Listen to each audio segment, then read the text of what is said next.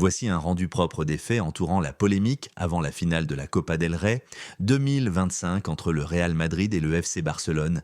Avec tous les détails, le Real Madrid TV, RMTV, a publié un montage virulent pointant du doigt les erreurs passées du référé Ricardo de Burgos Bengoechea et de son assistant vidéo Pablo González Fuertes en affirmant qu'ils avaient systématiquement défavorisé les mérengues. Ces critiques ont poussé de Burgos à craquer en larmes lors d'une conférence de presse, dénonçant l'impact de ces attaques sur sa vie personnelle et sa famille. Suite à cette crise, le Real Madrid a boycotté toutes les activités pré-match, conférences de presse, entraînements et photos officielles, alimentant la rumeur d'un possible boycott de la finale. Pourtant, le club n'a jamais officiellement menacé de ne pas jouer le match et a rapidement publié un communiqué démentant tout désistement, insistant sur le respect du spectacle et des supporters. Contexte et nomination arbitrale. La finale se joue à la Cartuja de Séville le 26 avril 2025, opposant Barcelone au Real Madrid, avec de Burgos Bengoechea comme arbitre central. Sa désignation avait déjà suscité des critiques. RMTV soulignait qu'il n'avait jamais officié en Ligue des Champions,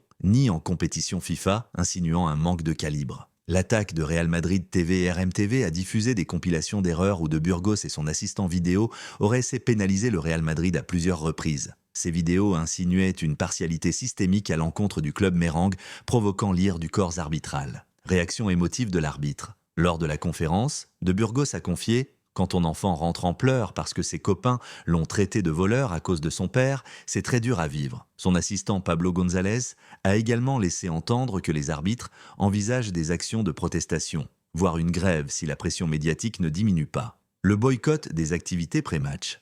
En signe de protestation, le Real Madrid a zappé la conférence de presse officielle, la séance d'entraînement public, la photo de groupe des finalistes. Cette démarche a alimenté la rumeur d'un boycott total, même si la direction a toujours affirmé vouloir jouer la finale. Intervention de la RFEF et dénouement. La RFEF a refusé de remplacer l'arbitre, jugeant la procédure de désignation irrévocable à un jour du match.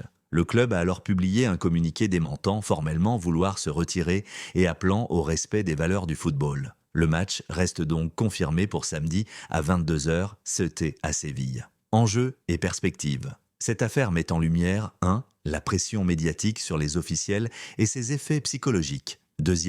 Le pouvoir des chaînes de clubs, RMTV, dans le paysage footballistique. 3. Les tensions persistantes entre Real Madrid, la RFEF et les instances arbitrales.